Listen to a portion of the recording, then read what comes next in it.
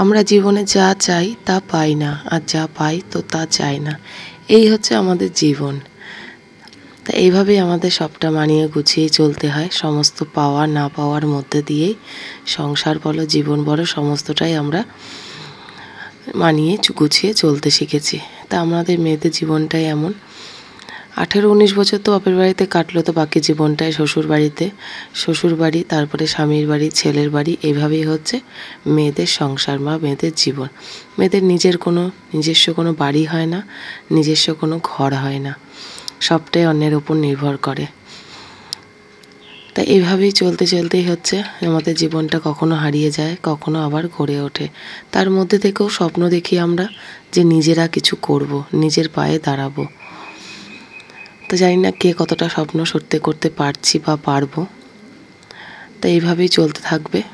তবে ইচ্ছে থাকলে বলে যে ইচ্ছে পূরণ একদিন ঠিকই হয়। Hello, good morning friends, welcome back to my new blog. আশা করি তোমরা সকলে ভালো আছো, যে যেখানেই আছো সুস্থ আছো, এই কামনাই করি। তা তোমাদের ভালোবাসায় আমরাও সকলে ভালো আছি। তা আজকে নতুন সকালে একটা নতুন ব্লগ নিয়ে তোমাদের সাথে চলে এলাম। আর অনেক দিন পর তোমাদের সাথে ব্লগ শেয়ার করছি। নানান কাজের মাঝে, নানান অসুবিধার মধ্যেও বলতে পারো, কোনো কিছুই শেয়ার করতে পারিনি সেভাবে। অনেকটাই সময় পেরিয়ে গেছে, প্রায় অনেক দিন পরেই তোমাদের সাথে ব্লগ শেয়ার করছি। মাত্র দুদিন আগে অধিবাসের একটা ব্লগ, রাম ঠাকুরের উৎসবের ব্লগ শেয়ার করেছিলাম। তার আগে অনেকটা লং টাইম গেছে ব্লগ শেয়ার করতে পারছি না। তা আবার একটা নতুন ব্লগ নিয়ে চলে আসলাম তোমাদের সাথে করে। তা তোমরা সকলে আশা করি ভালো আছো। তা সকালটা হয়েছিল ছেলের স্কুলে পাঠানো নিয়ে, কারণ ছেলের পরীক্ষা এখনও শেষ হয়নি। তা যেহেতু খুব গরম পড়ে গেছে, আর সকালবেলা এখন যেহেতু ওরাল চলছে, লিখিতগুলো শেষ হয়ে গেছে, তা ওরাল চলছে, তাই সকালবেলা ওকে ম্যাগি করে দিলাম, আর একটু টিফিন দিয়ে দিলাম। ও এসে বাড়িতে ভাত খাবে 11টা থেকে 11:30টার মধ্যে চলে আসবে। তা আজকে খুব সকাল সকাল উঠেছিলাম, জানো তো, 5টার দিকে উঠেছি। তা এখন খুব গরম পড়ে গেছে, ওই জন্য সকালবেলা উঠেই উঠোন ঝাড় দিয়ে কাঁচা ধোয়াটা সবটা কমপ্লিট করে। দেখো কীরকম বাঘের মতো রোদ উঠেছে। তাই এই রোদে আর কোনো কাজ করা যায় না, আর রোদের দিকে তাকাতেও ইচ্ছা করে না, বাইরেও বেরোতে ইচ্ছা করে না। তাই ভোর 5টার দিকে, ভোর বলবো না, সকালই হয়ে গেছে ধরতে গেলে। তা উঠে উঠোন ঝাড় দিয়ে কাঁচা ধোয়া কমপ্লিট করে তারপরে ছেলেকে রেডি করে পরিয়েছিলাম। পরিয়ে উঠে তারপরে ছাদে এলাম জামা কাপড়গুলো মেলে দিতে। তা ঘরের ভেতরে দিয়েছি, বাইরে আর রোদ্রে দিইনি, কারণ রোদ্রে দিলে না এখন অনেকটাই রঙটা নষ্ট হয়ে যায়। তা তোমাদের সাথে শেয়ার করছি বৃহস্পতিবারের ব্লগ। পুজোটা আমি করতে পারিনি, মা আজকে পুজোটা করবে। তা আমি এদিকে ছাদ থেকে নেমে এসে, আগেই চা খাওয়া কমপ্লিট হয়ে গিয়েছিলো। তো ছাদ থেকে নেমে এসে আমি মুগ ডালটা বসিয়ে দেবো আজকে একটু মুগ ডাল করব, যেহেতু নিরামিষ। তা ডাল বসিয়ে দিয়ে, আর এদিকে খুদ বসিয়ে দেবো গরুর জন্য। তা এই দুটো গ্যাসে বসিয়ে দিয়ে তারপরে যাব আমি ঘর গুছাতে। ঘর গোছাতে যাবার আগে দেখলাম যে কোকিলাদা এসছে। তা গাছে আম সেরকম একটা নেই, আর এত হনুমানের উৎপাত আমাদের এখানে, যে গাছে যে দুটো আম আছে সে দুটো আমও থাকবে না। আর এখন এত গরম পড়েছে, গরমের দিনে একটু আমের টক না করলে একটুকু ভালো লাগে না, তো প্রত্যেক দিন একটু আমের টক না করলে। তা দাদাকে বলছিলাম যে দুটো আম পেড়ে দাও তো। তো দাদা দেখছি আম পাড়তে গিয়ে আর পারতে পারছিল না। তারপর আমি বললাম গাছে উঠে পড়ো। তা আমিও 2-1টা বাড়ি মেরে লাঠি দিয়ে ফেললাম। তা আজকে আমের একটু চাটনি করবো, আর নিরামিষের দিন একটু চাটনি হলে ভালোই লাগে। আর সত্যি কথা বলতে মাছ টাছ যেন খেতে ভালোই লাগছে না গরমে, একটুকু যেন টক ডাল আর আমের টক হলেই ভাত খাওয়া হয়ে যাবে। তাই এবার গাছে সেভাবে আম হয়নি, কোনো গাছেই না, কারোর বাড়িতেই দেখছি যে গাছে আম হয়নি। আর যাও আম হয়েছে, আমগুলো বাড়েনি, জানো তো, একদম ছোট ছোট, জল নেই তো। বলছে নাকি এই বৈশাখ মাস ভোর জল নেই, খুব গরম পড়বে। তা গরমে সবাই সাবধানে থেকো, আর গ্লুকন্ডির জল, লেবু জল, নুন জল, যাই বলো, গুড় জল, সমস্তটাই খেও, কারণ শরীরে জলের প্রয়োজনটা অনেকটাই বেশি। আর আমরা যেটুকুই জল খাচ্ছি, সেই জলটাই না শরীরেই টেনে নিচ্ছি, জানো তো। তাই জন্য জল খাওয়াটা খুব দরকার। আর শুধু জলের থেকে মনে হচ্ছে গ্লুকন্ডির জল বা গুড়ের জল, আখের গুড়ের জল শরবত করে, সেটা খেতে পারলে খুব ভালো হয়। তাই এদিকে দেখো ঘর দুয়ারগুলো এই উৎসব যাওয়ার পরে না সেভাবে ঘর দুয়ারগুলো গুছানো হয়নি, লোকজন ছিল বাড়িতে, তাই কোনো রকম ঘর দুয়ারটা গুছিয়ে নিয়ে, তাই একটু ধুলো ধুলো পড়ে গেছিলো, তাই আমি ওদিকে রান্না বসিয়ে দিয়ে এসে ঘরগুলো গুছিয়ে নিলাম।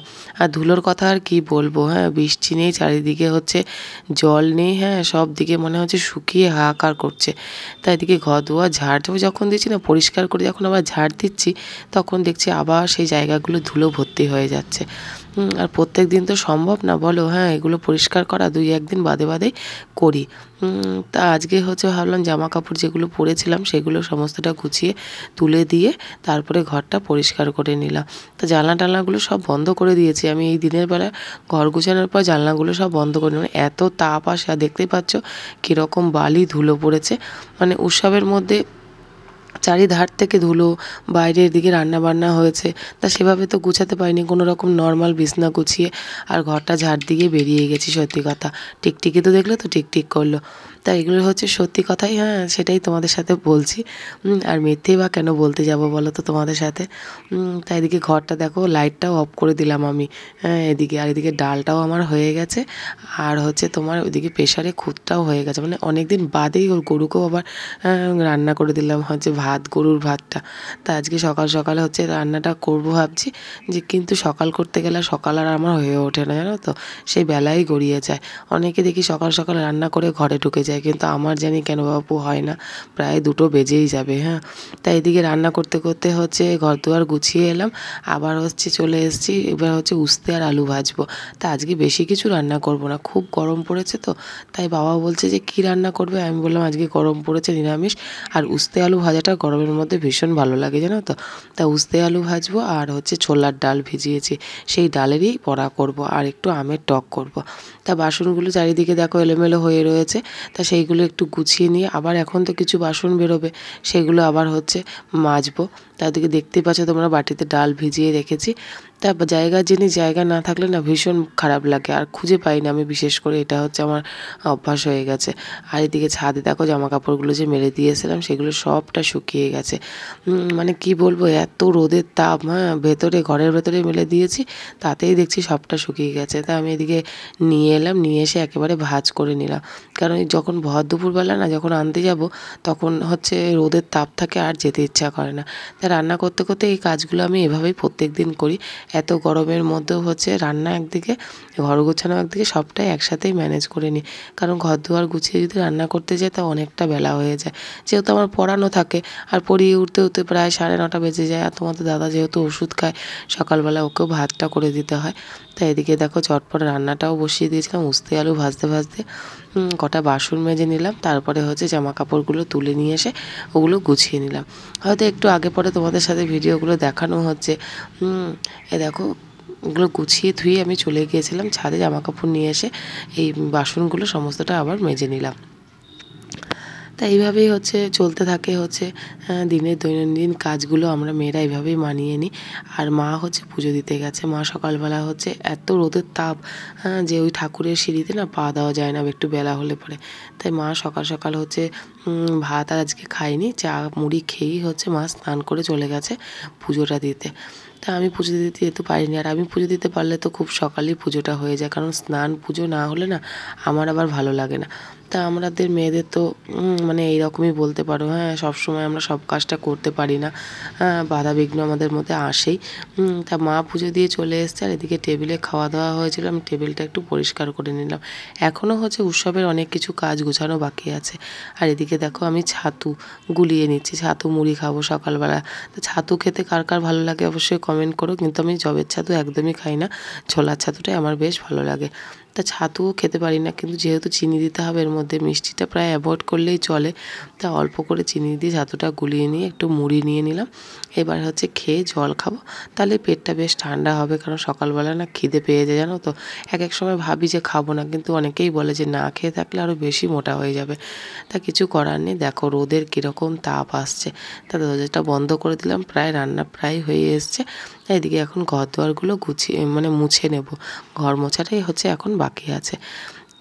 তাই এদিকে হচ্ছে দেখো আলনাটা হচ্ছে একটু ধুলো ধুলো পড়েছিল পেছন দিকটা, তা আলনাটা একটু মুছে নিলাম। আর জামা কাপড় যা ছিল সেগুলো আলনায় আমি গুছিয়ে রাখলাম। এগুলো হচ্ছে নিত্য প্রয়োজনীয় সবসময় পরার জন্য, আর যেগুলো পরার নয় সেগুলো তো গুছিয়ে মানে আলমারিতে তুলেই দিয়েছি। আর এদিকে একটু আমের টকও বসিয়ে দিয়ে গেলাম, জানো তো। আর ভাতও বসিয়ে দিয়েছি, এই আমের টকটা হয়ে গেলে হয়ে যাবে। তারপরে হচ্ছে লাস্টে হচ্ছে তোমার ডালের বড়াটা করব। তা মা বলেছিল যে ডালটা বেটে রেখো, আমি হচ্ছে লাস্টে ডালের বড়াটা ভেজে দেবো, কারণ ডালের বড়া হচ্ছে গরম গরম না ভাজলে ভালো লাগে না। তা বাবা স্নান করতে যাবে, তখনই মা ডালের বড়াটা ভেজে দেবে। আর এদিকে হচ্ছে আমি বিছানার চাদরগুলো আলমারিতে ঢুকিয়ে দিলাম। তা এত পুরনো আর নতুন মিলে এত চাদর হয়েছে, তা সেইগুলো না বাইরে থাকলে পরে, আর নিচটায় দেখো আমি একটা পিচবোর্ড দিয়ে দিলাম। তাই এই নিচটায় দেখো ঘর ঝাড় দিই যখন, তখন ওই নিচ দিয়ে না কীভাবে ধুলো ঢুকে যায়। তোমাদের কারোর কি ঢোকে বলো, জানিও তো আমাকে। কিন্তু আমার না হয় এরকম, তার জন্য আমি সামনে একটা পিচবোর্ড দিয়ে রাখি।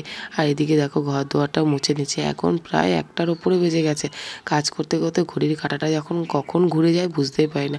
আর তোমাদের সাথে এত চটপট করে দেখাই কাজগুলো, এত স্পিডে, সেরকম যদি স্পিডে কাজগুলো করতে পারতাম তাহলে কতই না ভালো হতো বলো তো। তা মায়ের ঘর, আমার ঘর আর বারান্দাটা মুছে চলে এলাম একদম সিঁড়িতে। তা সিঁড়িগুলো এত মানে কি বলবো, রোদে তেতে আছে যে আমি পা দিতে পারছিলাম না, জানো তো, লাস্টের সিঁড়িগুলোতে। তা লাস্টের সিঁড়িগুলোতে যখন পা দিতে পারছিলাম না, তখন আমি ওখানে কী করলাম, জল ঢেলে দিয়েছি লাস্টের সিঁড়িগুলোতে। মানে এত গরম যে আর জুতোও পরা যায় না, এত গরম জানো তো। আর আমি এই ঘর মোছার পর ঘর মোছার জলটা পুরো এসে এখানটায় ঢেলে দিই। আর যতই জল দিই না কেন, নিমেষের মধ্যে হচ্ছে জলগুলো সব শুকিয়ে যাবে। তো চলো দুপুরের মেনুটা তোমাদের সাথে শেয়ার করে নিই। এ দেখো উস্তে আলু ভাজা, ছোলার ডালের বড়া, মুগের ডাল আর আমের টক। এটা তোমাদের দাদার জন্য আমি বেড়েছি।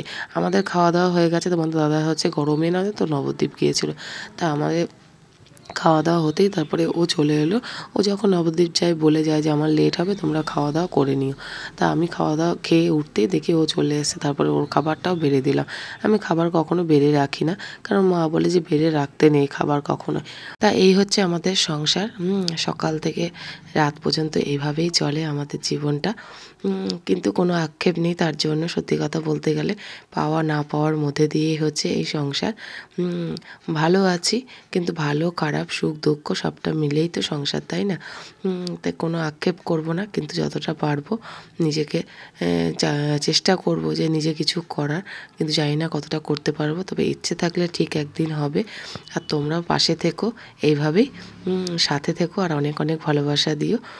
তা চলো বন্ধুরা, ভিডিওটা এখানেই শেষ করছি। সবাই ভালো থেকো, সুস্থ থেকো, আর সাবধানে থেকো কিন্তু গরমে। আর সবাই নিয়ম করে জলটা খেও।